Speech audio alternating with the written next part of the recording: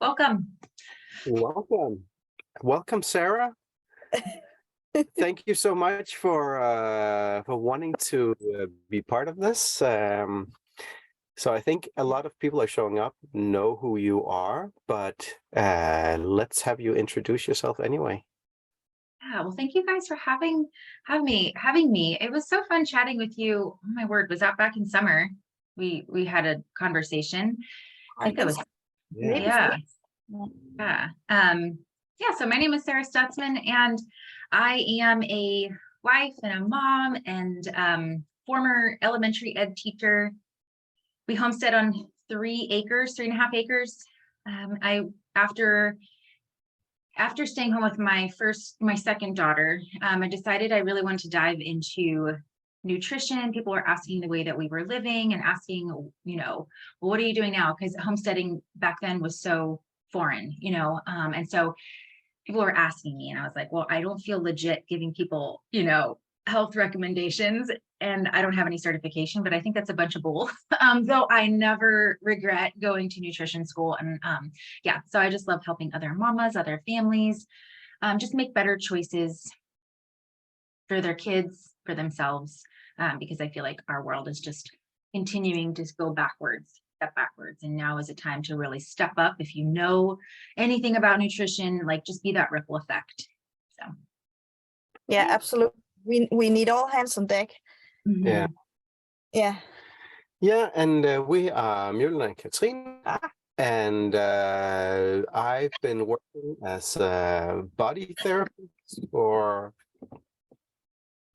I don't know, it's a lot of years by now, like 13 years, and I did a lot of other stuff before that with the body. We met each other in Shanghai doing Chinese martial arts. So we've been working with the body for many years, and we got a daughter 10 years ago that pushed us. She's born with parts of the brain missing, and that has forced us to think out of the box. Yeah, we basically, she was that big mama bird that came in and kicked us out of the nest. Like, we thought we were going to do a certain thing, and she's like, no, that's not the way. And right now, as part of that whole thing, we are currently sitting 2 hours south of Corona as we're doing this whole travel journey thing where we're coming back together as a family. Yeah. And recovering from PTSD, recovering from being part of the system, which you become when you're a family with a handicapped daughter in socialist Denmark, where we're told one thing and it doesn't, like the whole social security network, it doesn't exist, but we've been indoctrinated with paying 50% taxes all our lives, and then you get the help you need when you need it, and it's not true. So we've learned outside of the box.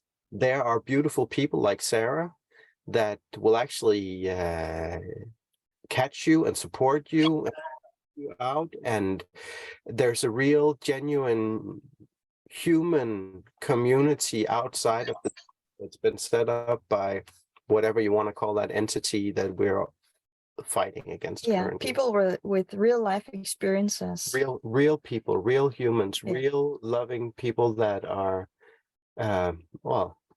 God faithful, and who know, not like what's written down on paper, but with actual real experiences, things that they have tried out on their own bodies and families through trial and error, and can vouch for. Like, we've had experiences that have helped us be able to help others and ourselves, and Sarah and many other people like that. We're out there learning from our own mistakes and helping others. Yeah, and I think we have to be, when we're in this realm of more natural, holistic, I don't want to say that, but we're just coming back to the roots of creation and how our the cycles of life and using plants and food for medicine.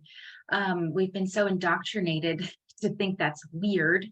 And, even my husband questioned, even though he grew up in a really crunchy home and, and he goes along with a lot of the things that we do. And he's even sometimes some of the things that he says to me, when he comes home and he listens to podcasts, I'm like, are you serious? Are you out of your mind? Like last night was date night and we were talking about some really crazy things, but I think you have to your mind just has to be expanded and you have to be open to learning, because, I have people that tell me I'm crazy, or, when you put yourself out there on Instagram and you share truth, you're going to get haters, you're going to get attacks, but you just got to keep sharing, because there are people that are open and they're ready to receive, and they're searching for truth and they're searching for solutions, because what has been isn't working, right?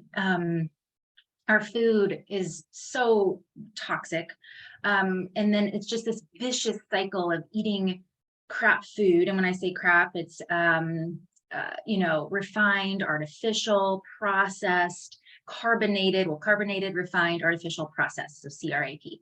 And then we wonder why we're not feeling good, and we go to the doctor and it's take this prescription, which is going to give you all these, well, they're not side effects, they're the actual effect of the drug, that come along with that one thing that's going to fix you, right? It's just, and then it's just more things, it's just compounding, and it's not working, and people are looking for solutions. There are people that are open to receive. And so just keep sharing truth, because there are, those haters may come to that point where they need solutions, and they're going to remember you, and they're going to be like, okay, tell me what you're doing now. It could be a year later, it could be 5, it could be 15 years later.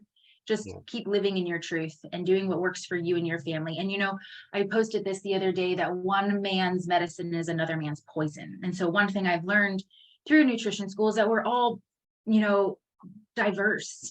We all have this biodiversity that, you may be able to eat all kinds of vegetables and feel healthy and good, while another person just can't. They don't have the enzymes, they don't have what it's needed to digest, or, so we have to do what feels best for us and what makes us feel good. And I think that's the whole point of nourishment. I don't know if we're ready to dive into this yet, but let's dive into it. What does it mean to feel fully nourished? Well, not every person's diet is gonna, if you're following a strict diet, and I feel like growing up in the 80s, I followed fads, the low fat diet, the high carb, the restricting, because I thought that was healthy, and I looked at labels and I was always interested in that. But I found that my hormones were a mess.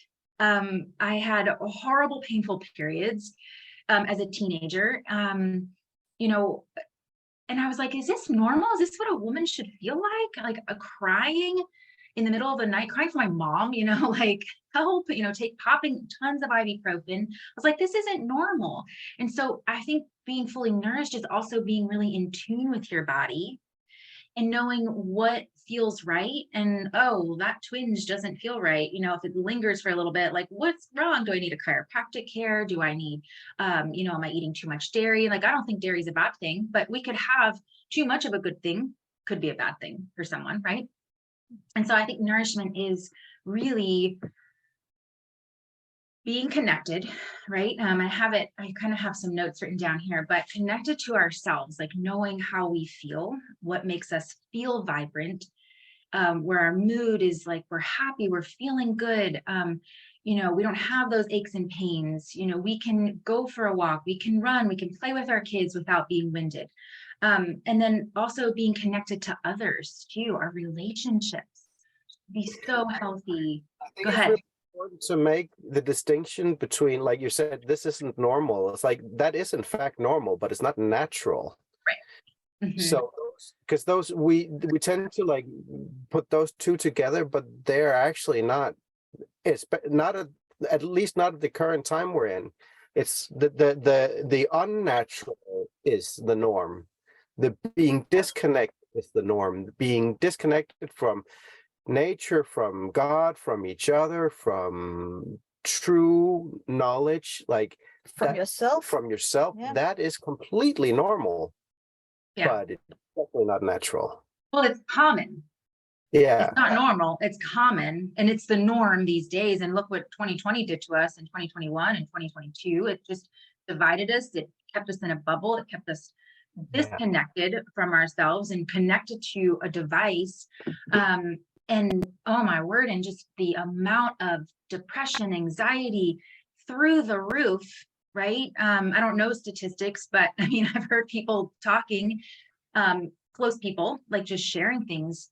And so, yeah, like connection is everything. And I was just learning yesterday, I was listening to a live webinar, and it hit me like we're taught that we have 5 senses. No, we have 5 groups of senses with 389 known receptors. So, you know, when you just think about taste, like how many different taste buds do you have to experience sweetness, sour, salty, right? And when you combine all those together, you get like, I don't know, this euphoric high when you eat. My husband said to me the other day, I cooked a meal and I had to go somewhere, and I came home, he goes, that meal was amazing. Like my youngest, she's a foodie, they all are. He goes, Sawyer's eyes just rolled back in her head and she's like, like, you know, like that every experience, every time you eat, you should experience that, right? Like it is an experience. And when you're scrolling, right? So how many of us do this? We're scarfing down our food and we're scrolling and you know, checking our phones, and you get to the end of your meal and you're like, what did I eat? Did I even eat? Am I full? Oh, I'm really full. Like you have like, so what happens when you're scrolling, you get a dopamine hit and you give that euphoric high. When you're eating, you also get a dopamine hit. And so that's that euphoric high, but you're not really totally fully immersed in it. And that leads you to addiction, right? So you're just grabbing any convenient food, you're scrolling, and that's addiction right there. Yeah. And so you're not fully nourished because you're not experiencing your food. You're not tasting it. You're not smelling it. You're not, you know, you're not even in community with people, right? So I think eating should be using all 5 of those groups, all 5 senses, you know, that would be fully nourished when you're eating. I'm getting off tangent. Well, no, it's not off tangent, but it's like, I think food should make you cry, like it, but in the good way, of course. Yeah. And it's like, for me, it's so rare having that experience, but I can remember like having this.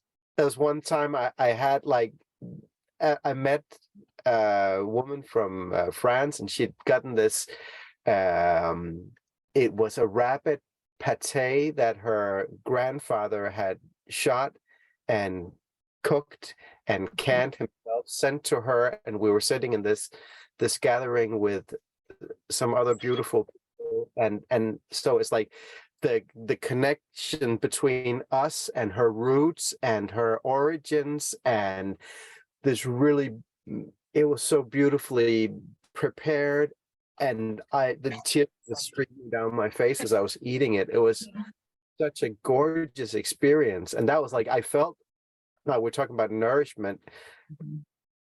It wasn't just like it had the right component of things for my cells. Well, yeah, I guess, but it's like, it was so much more than that. Like I was being satiated on many different levels at the same time, and it brought me into the like present right here now, because I couldn't be anywhere else. Like it really brought me into me right there. And that's how food should be. And you know, and that is a beautiful example, because you're smelling it, you're using your eyes to look at this beauty, you're with people, you're hearing stories, and that's just love, right?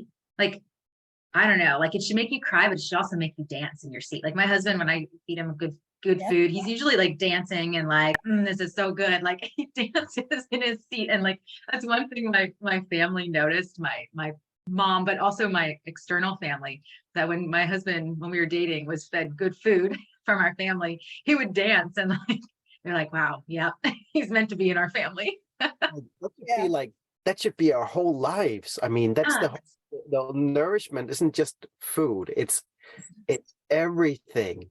It's like how you play sports, how you make love, how you experience things.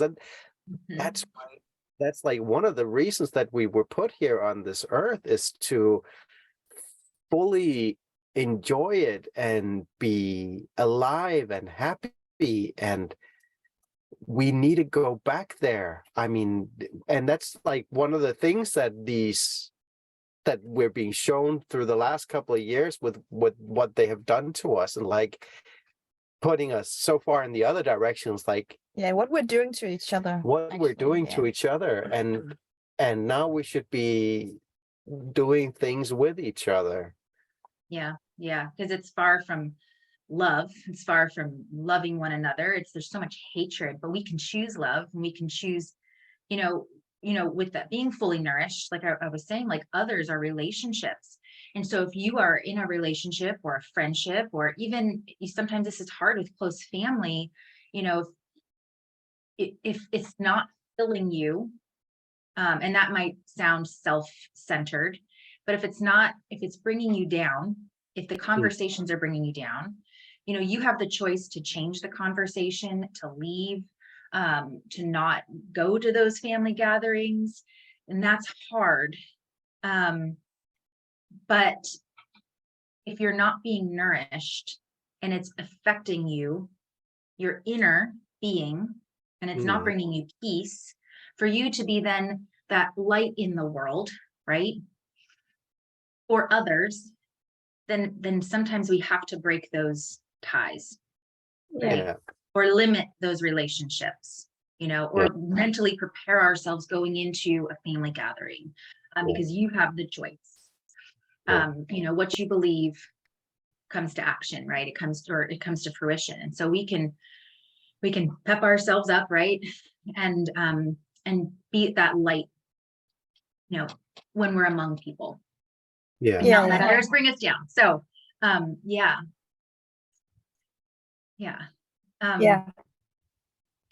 done that. We have said no to some people, and other people have said no to us. Yes. And that's okay. It is okay. I think we reached the point where it's okay. It hurts, of course. It hurts, but it's okay. And we know sometimes we're not the funniest people to be around because life has been right. But I think we're getting better, and we've definitely gotten better. A lot of new friends and new conversations, and have moved ourselves. And what I want to change this year, especially for myself, is nourishment, because I've been, like many other people, I've been treating my body worse than our car. We know what our car needs. And but so maybe we don't know what our body needs, but we know what makes it feel shitty, right? That it doesn't work, and we choose our fuels and put it into us, and when it's not the right thing, when the body starts not to work, and the skin gets dry and the hair gets dry and tangled, like mine, I've lost half my hair. Then we just complain that the body is stupid, right? But it's such a clever machine, it's a design, so we should treat it like that. And right now there's this big war between vegans and vegetarians and meat eaters on the internet, right? And you should eat meat. No, the science show that you should be totally vegan, but the designs said they're different. I think some people are designed to not eat meat, and some people are designed to eat meat. I think we're very different, although we look very similar. So I think we should do our own science right here. What food makes me feel and good? What foods make me feel good right now? Because for some people, it's very good and proper to take a period where they're just eating vegan, and then their body will start craving animal protein, and then you go that way. I mean, and instead of like trying to force everything, because you like that's another thing. It's like if you're trying to force anything, it's not love. Yep. Yeah. And it's forced, and it's following a diet. It's following another man's theory, and we have to follow our own inner like being, and that's where I say, like, it's just so important to really be in tune with yourself. And so I think I love your goal is just to really focus on yourself this year, and focus on what that feels like. What does it feel like? What are you craving? What are you what are you desiring right now? And that sometimes that requires us to say no to other things, because stress can lead us to a place of convenience, right? And when we're so stressed, or our mental capacity is, so taken up, because being a mom, right? And I'm sure you're thinking of your children and especially your daughter, like, how do you best serve her needs? And then our needs go on the back burner, but then we can't pour from that empty cup. That's, that whole cliche. And it's so true. And then we don't feel good. And so we have to, even if you are stressed, even if you have a lot going on, what can you say no to? Where can you leave some white space? Maybe it's turning your phone off at 8 o'clock at night and just reading, or breathing, doing something that feels good to you. Yeah. Definitely. Yeah, we're gonna implement some new and better habits. We have been looking at a lot of our screens because it's our work, but it's taking over. And with that, I really need to change something now. And now I got a new face balm from a lady who's making all her food and products from scratch, and it's with beef tallow. I'd never heard about that before, and she was like, "You need this," and I was she's like, "Yeah, well, I can't afford it right now, And she sent it to me, and now I've been using it for 2 weeks, and it's such a huge difference. Yeah, and she's been complaining for so long about all her wrinkles and Yeah, stuff. my skin got so dry that it would burn, and I couldn't my face for years, and that was just 2 weeks. Yes, that's because our body is designed it knows how to use things from nature, plants, animal food. And when we're giving it, synthetic lotions, my hands would crack and bleed as a young girl, because I was using all the here in the States, we have Bath and Body Works and the Victoria's Secret, all the lotions that are so full of fragrance, and my hands would crack and bleed, and my mom would take me to the dermatologist. And back then he said, you need to get rid of those. Nowadays, they probably wouldn't, but I had a good dermatologist. And being a teenager, I was like, yeah, right, I'm not getting rid of that stuff.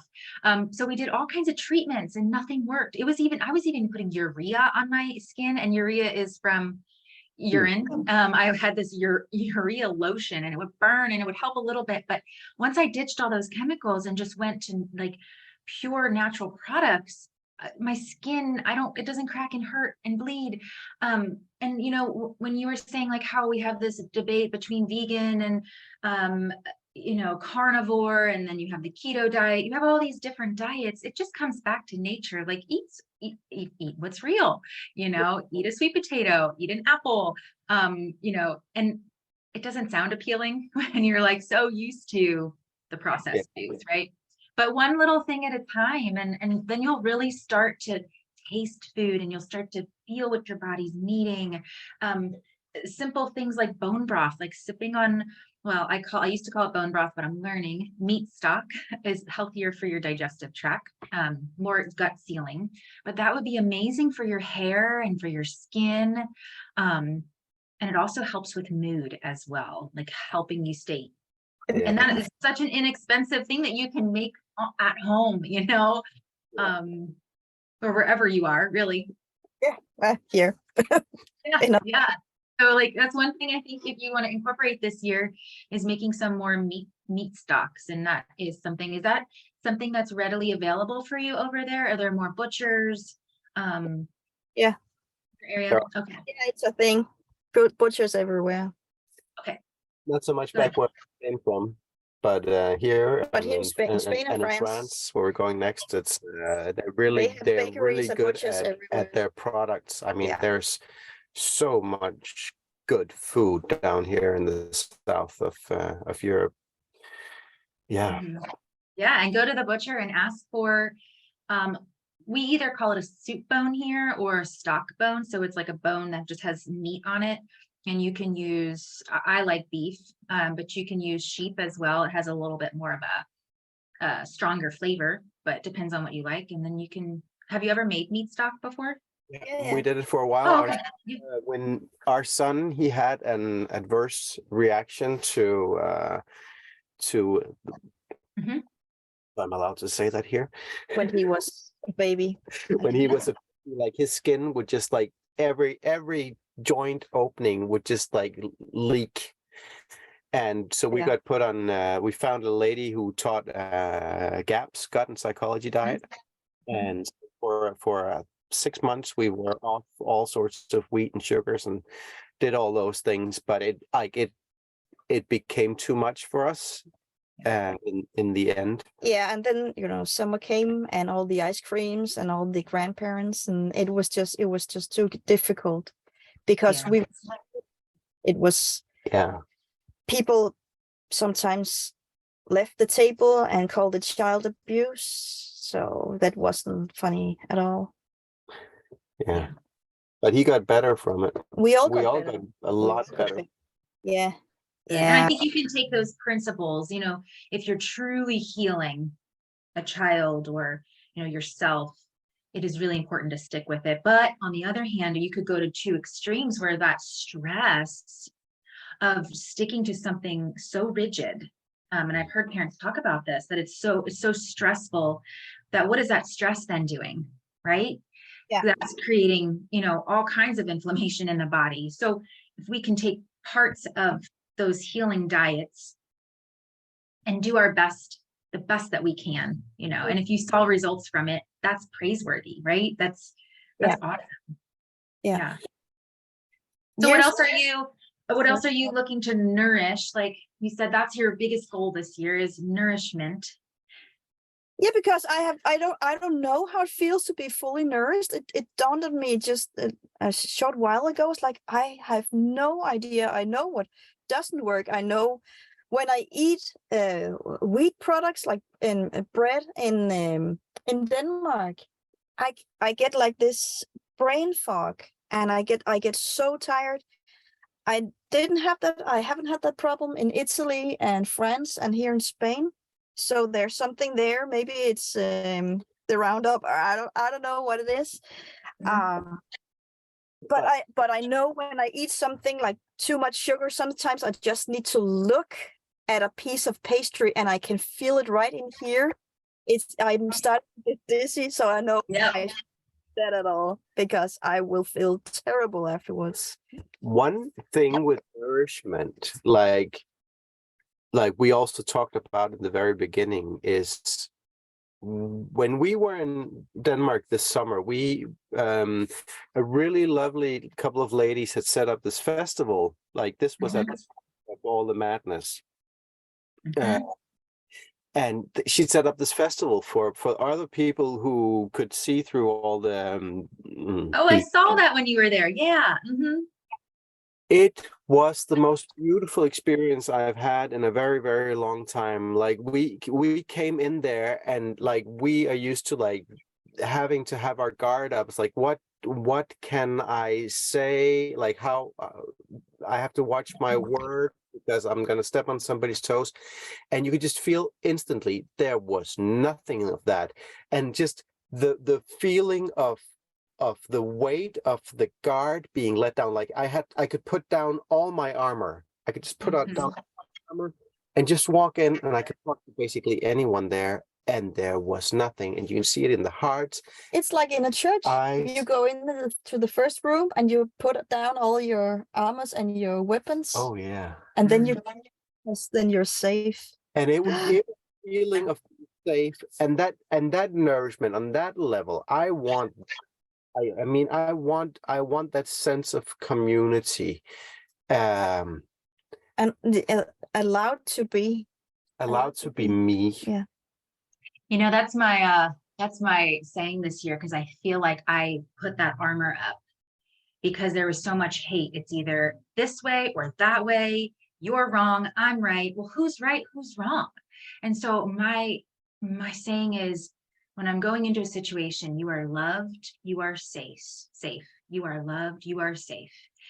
And if I go into that situation and I'm not feeling loved or safe, I have that choice to leave, right? And there is a community out there, you know, you've experienced it, and I know it's there. I feel like we're all kind of hidden because we don't feel safe, or we don't feel loved in that world that we're in, because we're looked at as strange. And so we're like, I feel like we're in this like secret garden, but I feel like people are searching for it too. And when you find that one person, it's like it opens the door to so many people, to so many other. It opens that door to that community, and one person leads to another and another, and then eventually we're in this big festival, right? And we're able to be who we are. And it's such a journey, you know, to find that community. But when we do, we also have to keep remembering that there are people out there searching, so we can be that light, you know. Yeah. So you totally felt nourished in the spirit of your soul, right? Being with like-minded people. And I think we're so many people now, we're like, when we're coming into this, like we're saying awaken, but like when you become awakened to all of what's been going on for so long, and we start to see all the lies with the food, with politics, with everything, and we, after a while, then we begin to start to look for our soul mates, not just like this, but like we're all out there, and we are finding each other. And I think it's becoming more and more clear, and there's so many of us now, like we will all find our place. And you talked about like being the light in the world. Like I was shown that very clearly at one point in a meditation. Like I was like, we have been put down here to be the light that break apart all this stuff, and then and now we are being allowed to meet each other and create those communities. So it's just a question of time and allowing ourselves to follow our hearts. But when we're in that stressful situation, then we cannot, it's really difficult to tune into to those signals that will pull us in the right direction. And that's why it's so important with the quiet you were talking about, to sit and be quiet. I saw you posted something from someone else where she'd written on a blackboard with like something like, what was it? God. That was Bobby we talked to. That was Bobby then. Yes. Okay. Oh, Bobby, yeah. God says, and then that was it, Satan says, and then it was like, and I could just feel like everything's yes, okay. Because he was freaking out this morning, and then I looked at I freak out all the time. And I showed it to him, and he was like, yes. I was like, who's talking to you now? Yeah. Right. Whose voice is it that you're listening to? And then we were talking about also, like you said something about, at least I got to, like everything you need, God has made. Like with food, everything, and everything the other part has made. Like you can go get that in the supermarket. That all you want, you can go get in the supermarket. Yeah, and I think about this. I don't know if I shared this the last time, but I come down to, I'm like, okay, so why would there be such crap food? Why would our government try to poison us? I don't think the government's trying to poison us. I think it's just, there's just things that are allowed. And when you break things down, it's good and evil. There's God and there's Satan. And Satan doesn't want us to have joy. He doesn't want us to have fellowship with others. He doesn't want us to have, enjoy food and be healthy and well, because, well, then we're going to be lights in this world. We're going to be, spreading truth. We're going to be, he doesn't want that. So of course he's going to weave his way into our food system, our relationships. I mean, so you have to look at it as good and evil. It's not the government. It's not, it's not pharma. It's not, yes, it is. But, when it comes down to it, it's those two spiritual battles, right? When you break it down, because I see, yes, we can be truthers and we can spread truth, but let's do it in love and let's do it in truth rather than, I don't know. I feel like that's where you have the, well, you're right and I'm wrong kind of battle, because you have people that are really like, well, the government's trying to kill us and there's this, and this is what drugs do. And it's like, yes, right. But let's spread truth and how we can feel nourished and what foods we can choose and the next steps we can take. And let's do it in love, right? Yeah, I'm not that good at that sometimes, most of the time. I know I had to learn that, because especially over 2020, like we all want to just like, no, I'm right, you're wrong, and just hate, and it makes you feel, it doesn't make you feel nourished inside, and it makes you go to bed feeling like, oh man, I shouldn't have said that, and it doesn't foster relationships. And I was just reading in my Bible this morning, like, in Romans, but it goes back to the commandments, like, number one, love God. Number two, love others. Like that is it, and all those other commandments will fall away, because if you love God and you love others, you're not going to murder. You're not going to commit adultery. You're not going to, steal. You're not going to do those things, because you are in his heavenly love and flow and connection with him and others. So. Yeah. And that's basically like, I've had one experience where I was one with God's all ever present love. And when you're there, like, you don't need anything else. There's nothing else you need. That's full nourishment right there. You can't get more nourished than that. But when we're down here in this, whatever this is, having that experience is rare.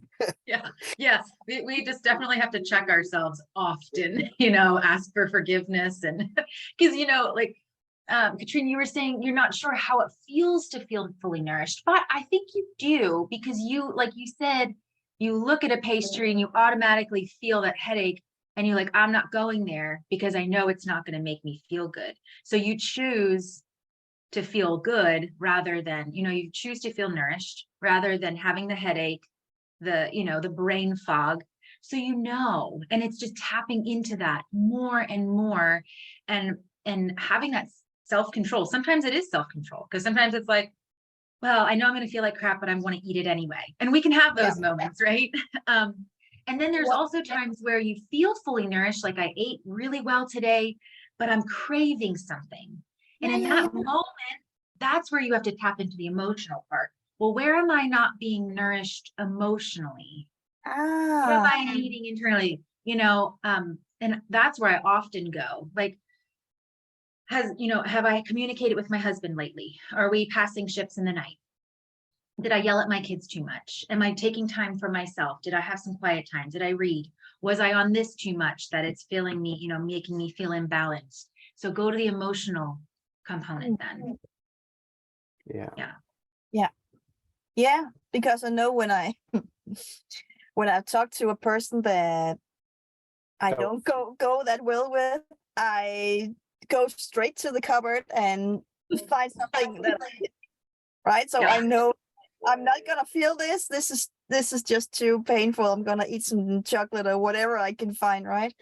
So okay, that's really good advice.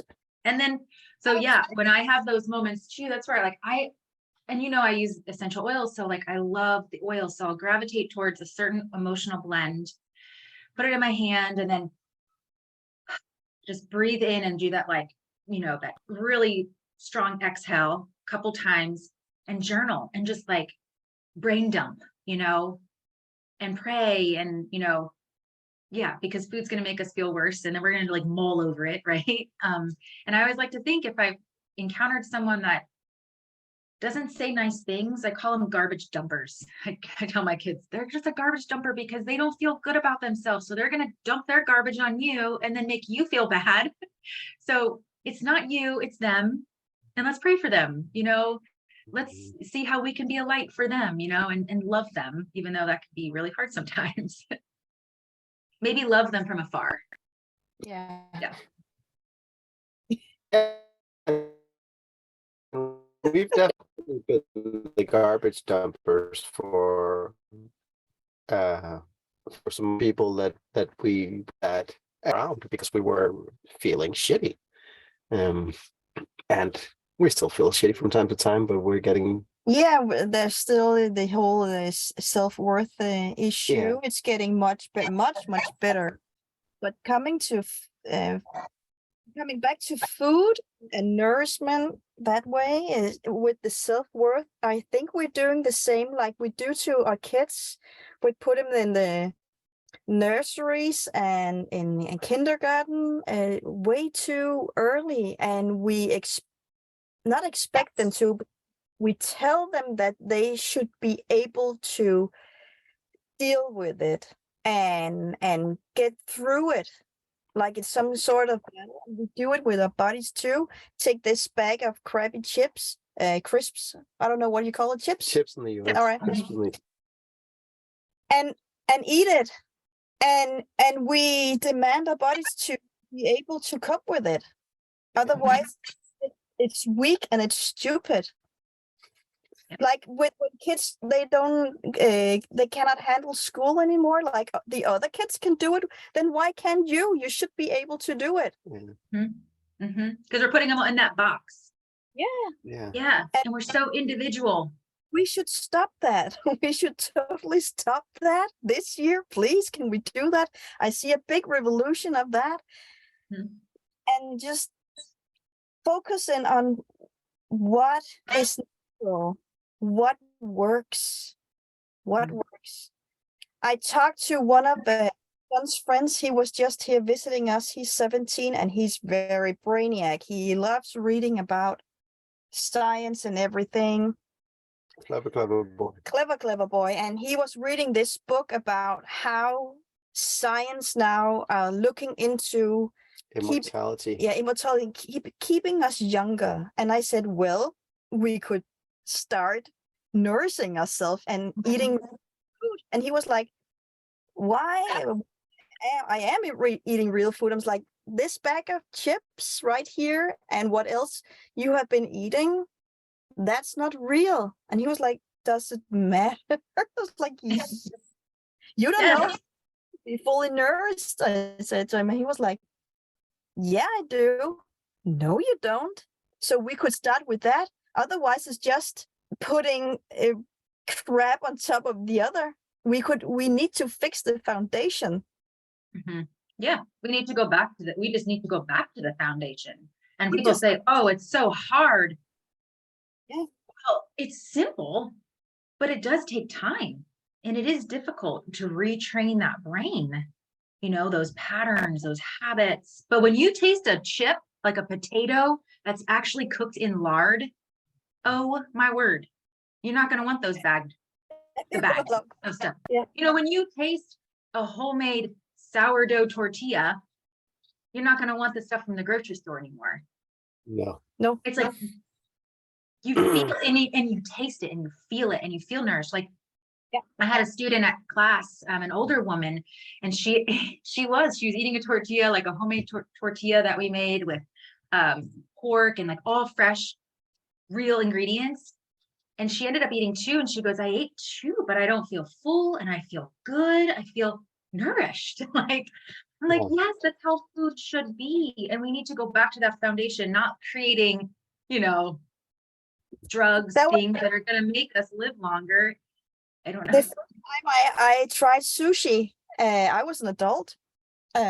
Because I'm from Denmark and I grew up in the 80s, right? So the first time I tried sushi, I was like, I'm not feeling like I'm feeling good. I had a lot, and I'm not feeling like I can't move and this is really uncomfortable. I need to lie down. I just felt really good. Yeah. Yeah. And that's what you want to aim for, right? But you know, the more that you do you need something? Yeah. The more that you make homemade and the more that you really desire that the real food, it does take time to create and to make, and that's where you have to leave that space to like actually nourish yourself, instead of running from one thing to the next and grabbing convenience food. And yes, I think you know what it feels like to feel fully nourished. Tap into it. I don't know it. I don't know it now. Maybe I did when I was a kid. I grew up work on potatoes every day as I remember it. No salads, No veggies. no veggies. Had veggies, but they were boiled for half an hour at least. Very good. So I was 20 before I had a salad that I actually liked.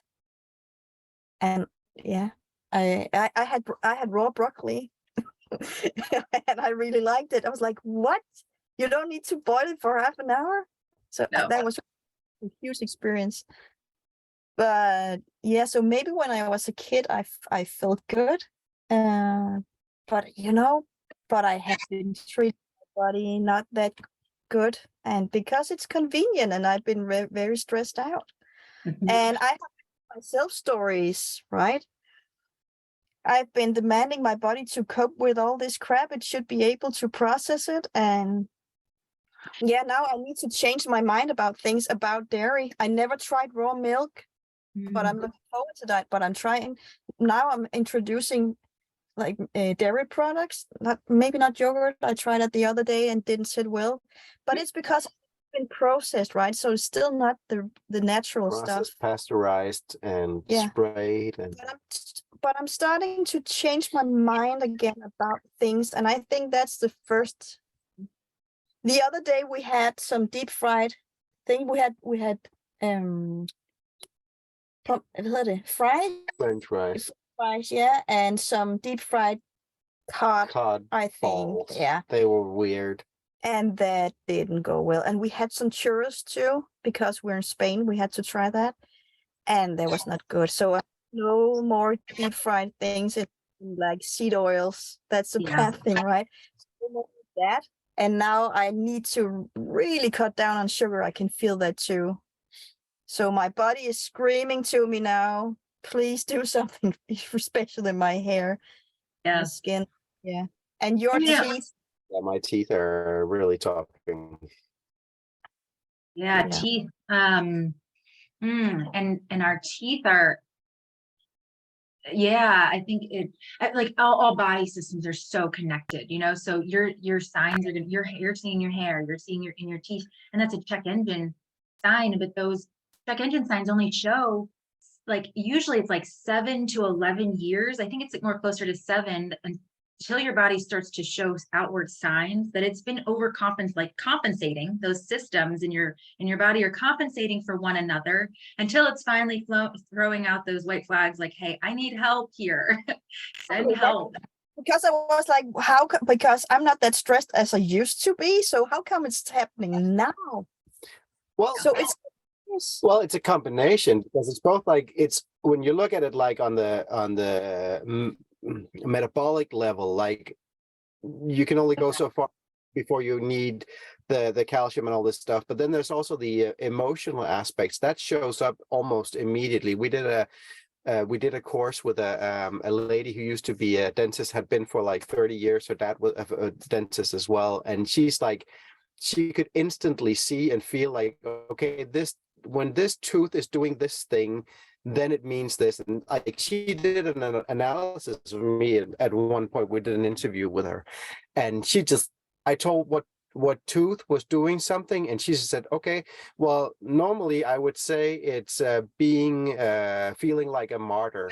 And that's the biggest thing my whole life, this whole victim mentality crap. And so I was like, okay. and like everything she said just fit with, well, everything she said fit with my psychological style and how I react to things. So there's also that part, like everything is a hologram. Like Mhm. you can read everything about us just from the eyes or from the ears or from the Yes. teeth or from your palm or like reflexology. So like everything is being mirrored out in every single cell of your body. So when we are doing something to ourselves emotionally, making ourselves smaller, going into victim mentality, feeling sorry for ourselves, being overly angry, all these things like that will show instantly in your body. But then there's also the part you're talking about where how long does it take to actually break down the whole structure when there's not enough, let's say, calcium, or there's not enough vitamin B12, or Mhm. that'll usually take longer to show up. So there's both aspects in play, I think.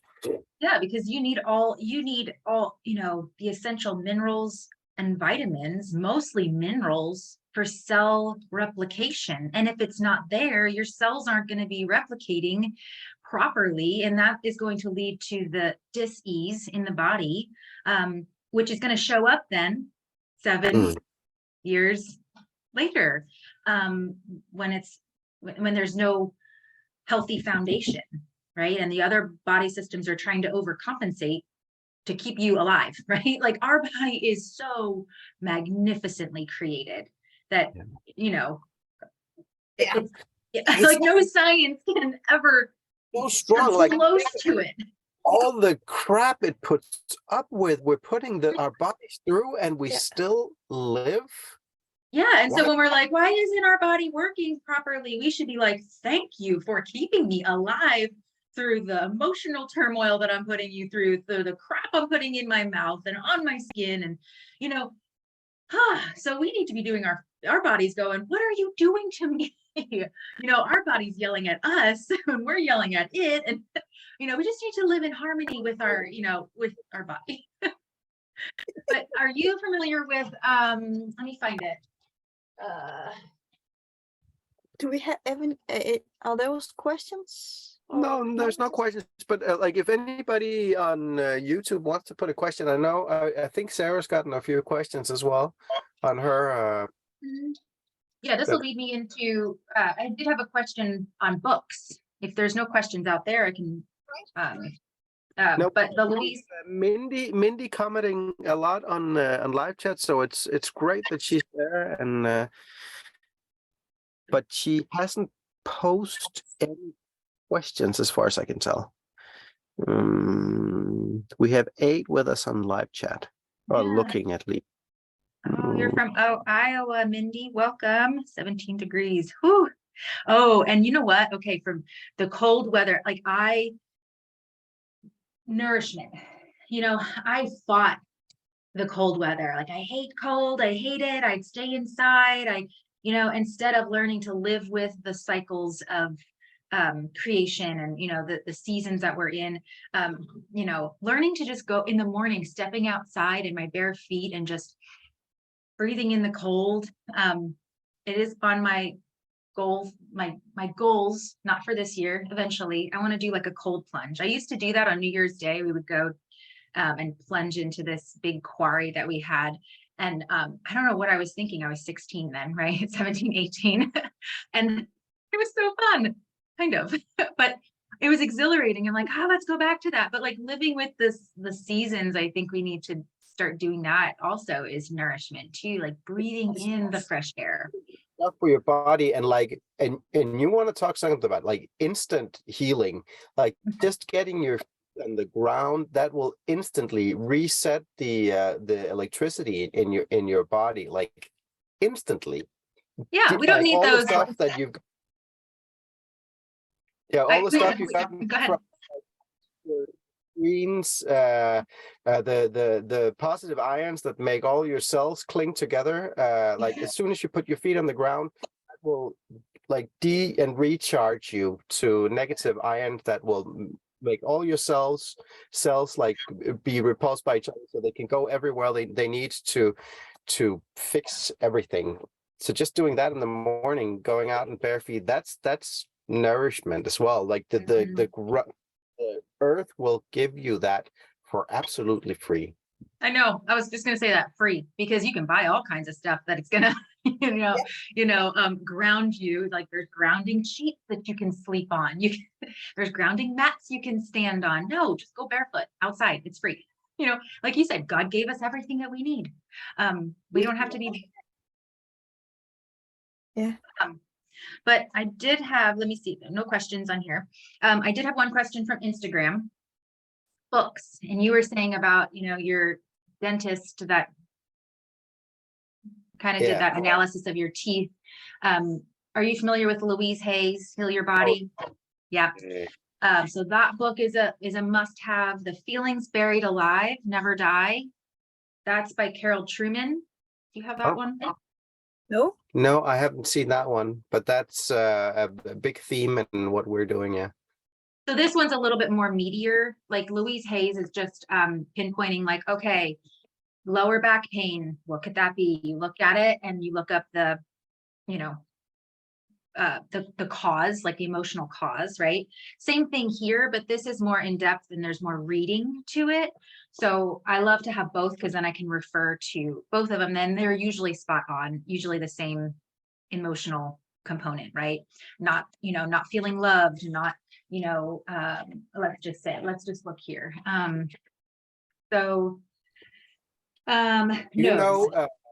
Healing is voltage. Have you read that? That is I haven't.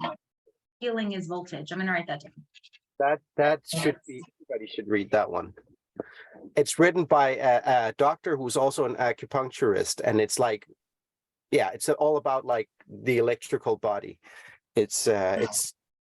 Everybody should read that.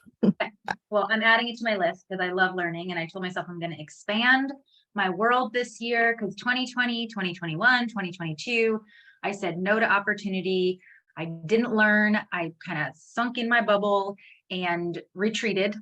This year, I'm taking opportunity. I'm reading books. I am learning. I am going to do all the things. So I will add that to my arsenal. Thank you. Don't do all the things, please. What?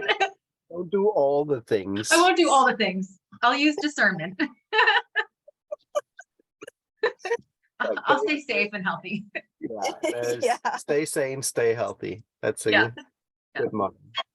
2 more books that I want to share. Nourishing Traditions Cookbook. Are you familiar with this one? Yeah, we have that one somewhere. It's for children. It's the children's one. So if you're just starting out cooking whole food, oh yeah, because the adult one is like this thick, and it's one we have. But this is the children's version. Is that somehow connected to the Weston Price Foundation? Mm-hmm. Yeah.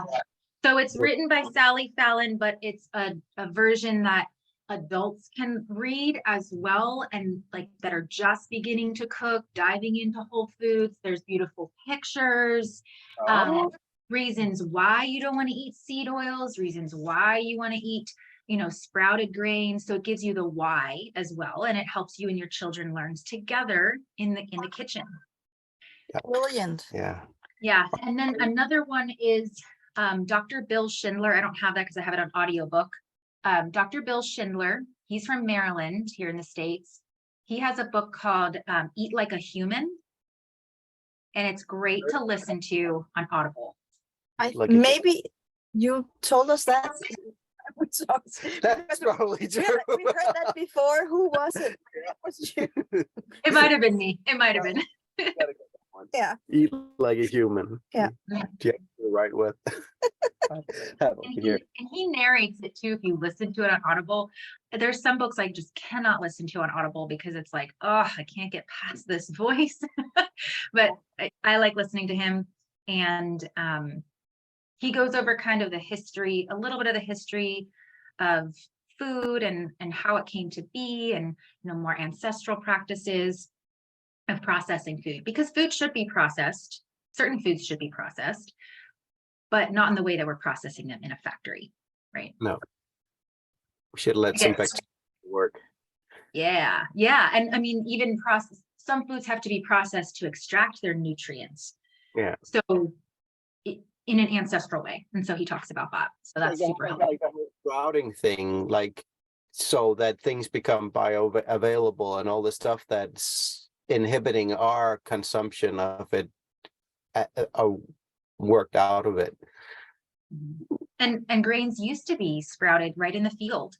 You know, it would rain, there would be dew, grains would ripen naturally and at their own time. And so naturally things would sprout, but now everything's just sprayed, you know, in one fell swoop. And so it all ripens at the same time. So harvesting could happen. And then that, you know, you have the hybridization of grains, and then you have it sprayed. And then, so that's just prohibiting like all the nutrient absorption.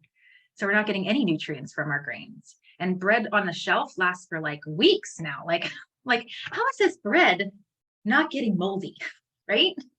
Yeah, Yeah. We bought some like toast bread here in Spain, and I forgot all about it. And then I found it was still not moldy. I was like, okay, I'm gonna throw that out.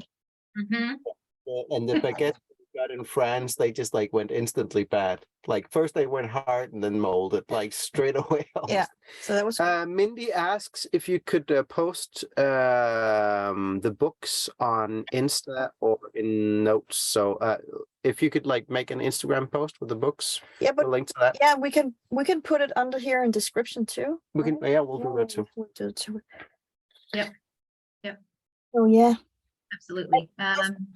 In the descriptions while we're at it, we're gonna put a link to where you can donate to us if you want to, if you feel like you want to support us on our Yeah, I journey. already did that. You already did that? Yeah. So if you feel that you want to support us, you can click the link and do that. We would be really grateful. This is our job. Yeah, and keep spreading. Awesome. Shift everything from like a fast price, like a set price to a donation based, like gift economy. So we have met so many beautiful people doing gift economy stuff, and it just resonates really huge. Yeah. Okay. And that link is in yours. Yeah, it's right underneath this. Okay, I see it. Okay. Yeah, how do people get started? Like for you, like what do you think people could most easily get started with, just like starting to feel into all this nourishment topic? And because now you're talking about books, so that's one thing, is like the getting the knowledge, but it's getting in tune with yourself. And so many of us have we've come so far out of tuning that it's really difficult to get back in alignment. Like it's just starting that road back. I think it takes courage. It takes courage to stand out. Yeah, and I think, you know, that starting point is different for everyone. Everyone is going to have a different starting point. Like with the birth of your daughter, right? It made you question and was like, whoa, we're going to do things differently. You know, with the birth of our daughter, our last daughter, who had a lot of dairy allergies, that's where we, even though we were living a pretty, you know, we were homesteading and stuff, it still made me question, because I was still my older two children, but we did a staggered schedule. I waited till they were 2 to start. And every time I went in, I'd ask the doctor, is this safe? Is this safe? I would still like question myself. I questioned myself for not, you know, or for waiting till she was 2. And then I'd question, you know, myself when I go to get, and then when our last daughter was born, we didn't do any of that, because I was like, I have no clue how your body is going to respond to these. I don't care if I wait. I don't know how your body's going to respond with the food allergies you have. What? Yeah, especially if she already has allergies. Yeah, and so for me, it was just, everyone has that starting point and that realization that what is working isn't what they're doing isn't working, right? And so you just have to start somewhere. So maybe that's home cooking. Maybe it's researching more about, maybe it's researching, why you have a skin rash, or, it's questioning. I think that's the starting point, is questioning and having an open mind that there are different options out there. It's not just one way. Yeah. Right. Yeah. Yeah. Yeah. And coming to a point where you want the best, for yourself and your kids and your whole family, for everyone. And you want to live a life that is so stinking full, and you don't want to go through life on default.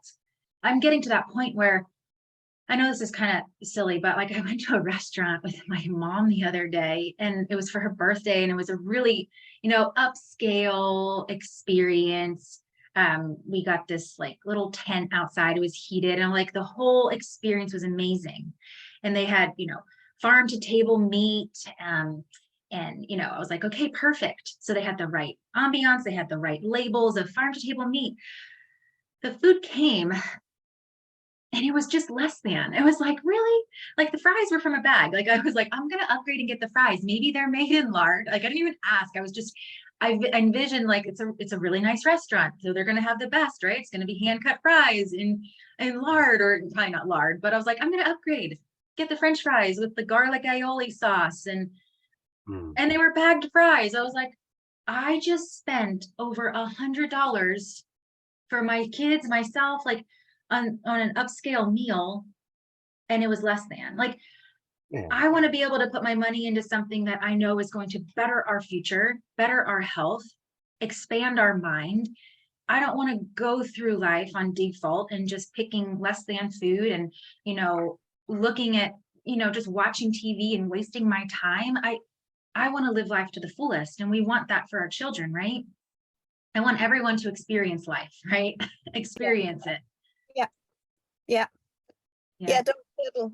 And the other day we went to a restaurant with some friends, and you wanted a piece of cheesecake because you love cheesecake, and it arrived, and he took a bite and he was like, meh, this is not how a cheesecake should taste. It was bland, it was boring, and normally I would eat it. You would eat it anyways, and then I told our friends the story. He put it aside, and he actually gave it to the waitress again. He said, no, I don't want that. I was like, what?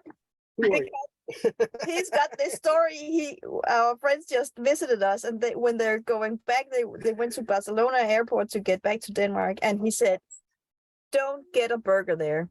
I once had a burger in Barcelona airport. It was the worst experience I ever had. I had to force myself to eat it. I was like, what?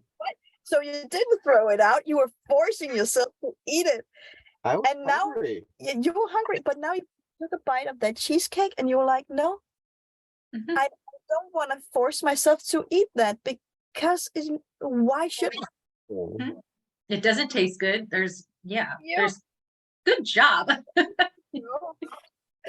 I really want a piece of cheesecake. Yeah. My mama makes the best cheesecake.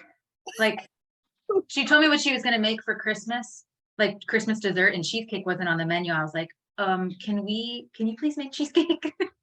It's just, and when you get like a less than cheesecake that's like from a box, like, no. Whenever we come over to you sometime, I'm going to make you Danish Christmas dessert, because that's the best. Okay. It's like a rice pudding with whipped cream in it, and then chopped almonds, and then cherry sauce on top. It is so good. Oh, yum. I think you answered that question on one of my stories of what you have for like a holiday meal. Yeah. Okay. Oh, rice pudding is so good. Yes, I would love to try that. It is amazing. I'll have my mom make you a cheesecake. How about that? We're coming. We're coming. I can't wait. We're just waiting for the sign of the invitation. We're going. Yeah, on this whole journey is like we're just going with the signals, like we're going where God tells us to go. And that's been the whole thing, and it's scary sometimes, but like doors opening it. But we have this feeling that we have to go to the US and probably settle over there. But we're just like But we don't know. we cannot figure it out. Like we have on this journey, it's like we cannot figure out the answers. We have been given signs, and like miraculous solutions just happen that we cannot figure out ourselves. So we're just waiting for somehow an invitation to show up to come over, and if it has to happen, it'll happen. But let's see. Let's Well, see. you're always welcome here. Hopefully you'll get that invitation to come to the US to stay and put your roots down here. I think what you guys are doing is awesome. Like you are fully living and experiencing life and not just settling for, I don't know, even if you do come to the US, I hope you still travel because there's so much to see instead of just setting your roots down and staying in one area. I love my life, but I love what you guys are doing as well, because I think you're experiencing just all of creation too. Like I feel like our world is God's playground for us, right? And he wants us to experience it. So I love what you guys are doing. Yeah, really funny actually. Yesterday, one of our old friends back home, she called us up, and she was one of the other mothers that we had met through all this stuff with our daughter, and she had been battling the same system that we had. She stayed in Denmark. She moved to another place, and then she got like all the stuff that we had been fighting for, which is like money from the government and all this help. And she said, "Oh, so now you can come back and just move to the same place as me. You'll get all the things that you wanted." And Katrine was like, "Yeah, but like even what would I do? And like even got all the stuff that we had wanted back then, we would be not out here experiencing stuff." Yeah. And even though it's scary, not knowing like where the next, like how we're going to pay the bills and stuff, like Yeah, but I want the adventure, and I want to see different countries, meet exciting people, and we have we're doing that. It's so great. Meet Like it's scary, but it's great. Yeah. People are great. Yeah. That's the thing as well. Yeah. Like the whole nourishment and relationships, people are good. Like people are good because We've been taught that we need to lock our doors and we don't trust each other because there's so much violence and theft and all these things. So we're like, no. and maybe there is, but it's only because people have come so far out of alignment with who they really are. Because no one trusts each other, and that's where everything blows up, right? Yeah. But I think you guys are living a fully nourished life in other ways. When you look at the like in health coaching school, there was this wheel, this circle of nourishment. Like food is not your primary food. Food is not primary food. It's the relationships, your career, your education, relationships, creativity. I think there's like 12 areas. And when, I told him to use the upstairs bathroom, but I don't know. It's life. It's life. But when those things, like, when you're feeling a little bit out of balance in those areas, that's good to go back and check that, because that's your primary food.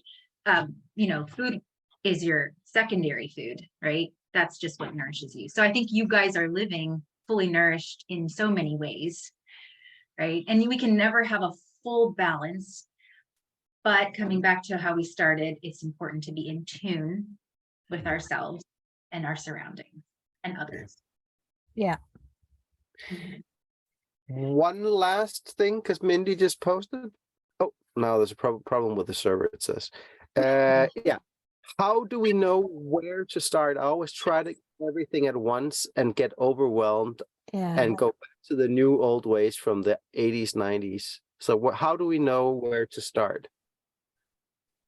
Do you have a good answer for that? Well, I think it's just like I said, like questioning, where do you feel like you can make the best transition now, where you're at now.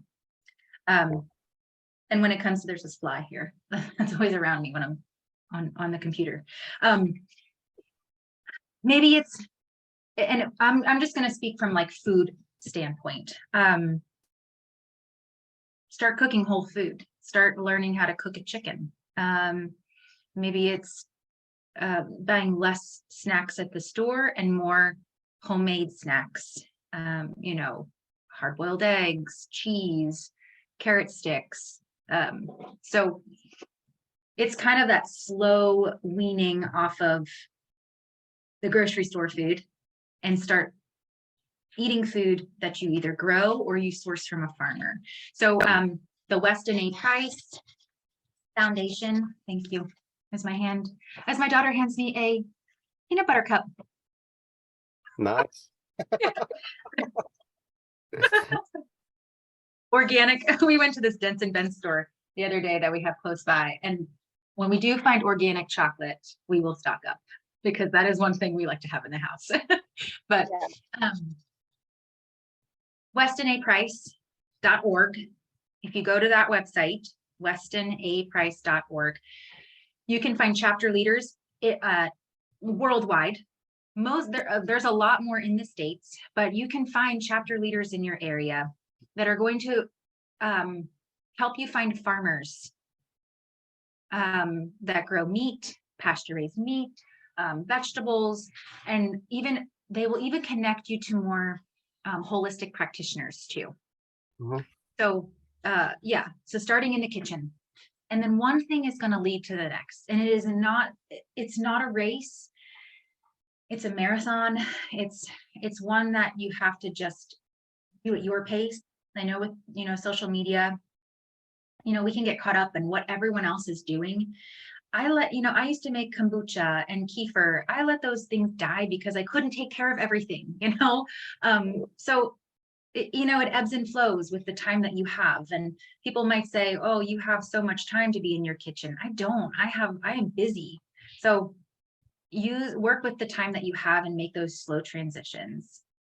And it's not about restricting and getting rid of things in your diet. It's not about like, well, I'm not going to eat chips anymore. Well, oh, chips are good, right? Or you call them crisps, like make them in lard, make them yourself, and, you know, make it, you know, it could be something that's more of a, a special treat that you make yourself. But it's not about restriction. It's about just replacing with better ingredients that are going to make you feel good. Yeah. Yeah, maybe call it weaning, like to real food. Mm-hmm. Adult. Yeah. Yeah, weaning. I mean, I even had to wean myself off the medical system. Like we can wean ourselves off the medical system. You know, my youngest daughter, she would get a respiratory infection. I would run to the doctor and he would put her on antibiotics right away. And I would tell him, well, that's not going to work, because then it, like, you know, then she has other issues, digestive issues. And he would shrug his shoulders. So then I would go down to the our nutritionist, who would do muscle response testing, and she would give me a holistic antibiotic. It was all just like, herbs and stuff. And it would just, this cycle would happen. I would go to the doctor, I wouldn't take the antibiotic, and I would go down to her until I finally was like, I'm going to skip the doctor and go right to her. So I had to wean myself off the medical, just that medical mindset of, okay, I'm going to go to the doctor when my child's sick. No, it was just learning how to catch it and be in tune with my children, and do things at home before then I would go, then I would go to the natural, there's a lot of weaning. Yeah. and retraining the brain. Yeah.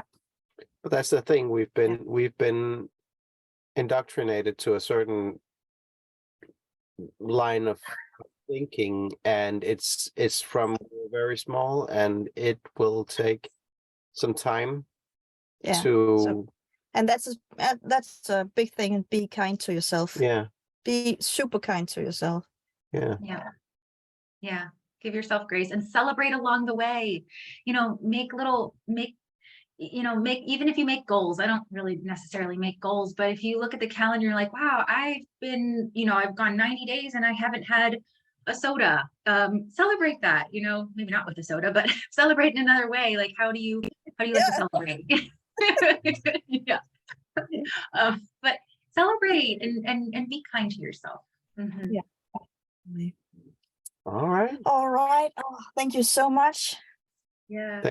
This is a Keep in touch. Tell me how it goes. Tell me how your nourishment goes. And yeah, keep in touch. And I want to hear, yeah, what you're doing and how you're feeling and all the things. So yeah.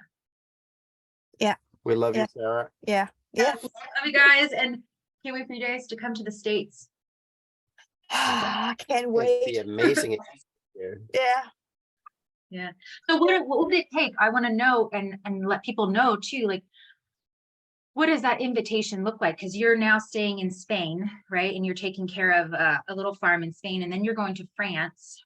So what are you doing in France? What does the invitation look like for you to move on? Well, the thing in Spain is a house sit too. So And thing in France. What? The thing in France. Wasn't that what I said? Spain. The thing in Spain and in France were their house sits through So a those webpage. we could actually find in the US very easily. Yeah, It's there are just a lot of it's just a means of getting to the US right now because our finances are so unstable. Yeah, so we need stable finances to be able to pay for plane tickets and where to stay. Food. Not where to stay if we were just going house sitting. So In between, we need in between houses. Yeah. we need some place to be. Yeah. Yeah. Yeah. And you're looking for long stay house sitting, like Yeah. weeks or months. Yeah. To make it worthwhile. Mhm. Yeah. Yeah. Yeah.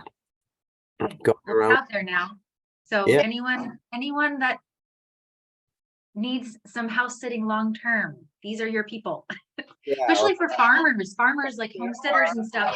They have a farm that they don't know what to do with. We can live there. Let's see what happens. We don't know. We don't know. Yeah. So thank you very much. And like if anybody has an idea that it's that we can't think up, then we're doing treatments, and there's in the US, if you can do something that nobody else can do, you can get a green and we card. can definitely do something. We can do something that nobody else can do. So we have Awesome. these amazing treatments, and I can link that on the bottom of the video because we really are able to help people in ways that I don't know anyone else that can do. It's do you have time just to give us a little, like, what do you do? You said you do body work. What is it though? body work, and but it's like the whole of tuning in of how the body and mind works together. So how trauma is stored in the body. So if you take it down to like a physical trauma, if you hit your body in a way, you get an injury and you get up too fast before you have fully processed the emotional component and the hurt and all that, your brain will, in your subconscious mind, your brain will send a signal down to the area that's affected, and the muscles will lock, and it'll be able to do that for your whole life, like keeping an area of your body hard. And anybody can find like painful places in your body, but that's held on a subconscious level. So when you press somewhere that's painful, you're bringing that up to the conscious area. And what I am able to do is helping people connect with that, and then make the body be able to let it go by itself. Yes. And you can't really do that yourself. Well, you can, but it takes a lot of training.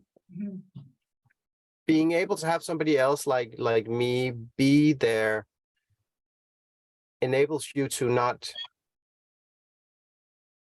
like, you can basically let it go. It's really difficult to explain in words because it's an experience. Yeah, I think I'm familiar. Is it like fascia? Like That's working in the fascia? I'm working with the muscles, I'm working with the joints, I'm working with emotions, and she works with the spirit at the same time, sitting next to it, and she can like read what people, what it would be really good for their being to do. Like, and we've had experiences where she'd like sit next to somebody, say, okay, you really should do like a women's circle in Sweden, and she's like, and then the woman says like, how do you know this? This is, I've only told my best friend this thing. This is the only place I come alive. Or, somebody's like, oh, you should go to the Faroe Islands. That's where I really come alive. And they're like, yes, that's the only place I feel home in the world. So she can tune into that. And we do this thing together where I work with the body, and people feel like they lost 20 pounds when they get off the table, And because the brain has let go. it's not clever. I'm feeling other people.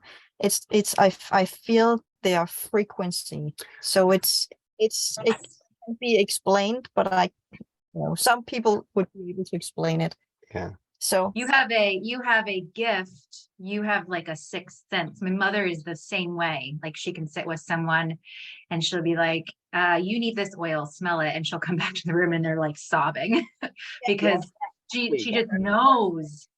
And so it's creepy to be like, sometimes I'm like, does she know what I'm thinking right now? No, we don't, but we can feel how it feels to be you, or that part. We can feel. So maybe if you couldn't feel that you were thirsty, and I tapped you, like I could feel you, I could feel like this sense of being thirsty, and I would say, drink something. He was like, oh, this is just what I needed. Like, it's not magic.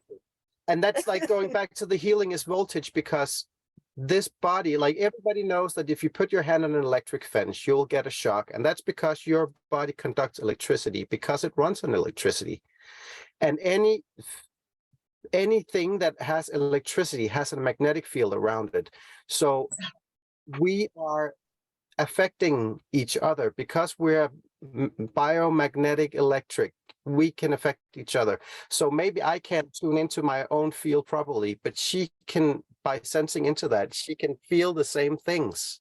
It's not magic. And it's I can see patterns that you no longer can see, because they're just repeating itself. And so because I'm as big, and because I'm up here, like I'm thinking too much, so I can't feel the thing, but you can feel it.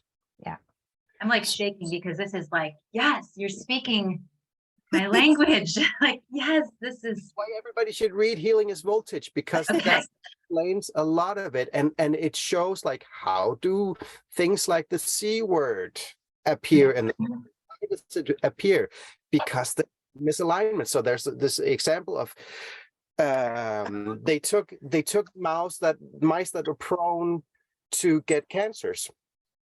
And they could see that there was a pattern of electricity and magnetism developing in their bodies before the tumor showed up. So they took those same electric patterns and induced them via electrodes in healthy mice that weren't prone, that weren't genetically disposed to have these cancers. Suddenly they all got tumors. So it's electricity. It's a pattern. And it's something that goes up before the thing, like you said, seven, like something happened 7 years, and then it shows up. Yeah. And that's why not be preventative now and eat food that has frequency. Stop microwaving your food. That's right there. Stop microwaving your food. Throw the thing out. Like, maybe that's your starting point. Stop microwaving your food. Go outside, go barefoot, right?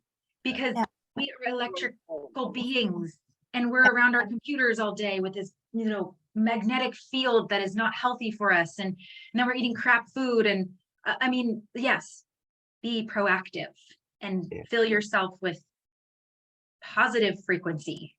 Our thoughts are frequent as well. So, yeah.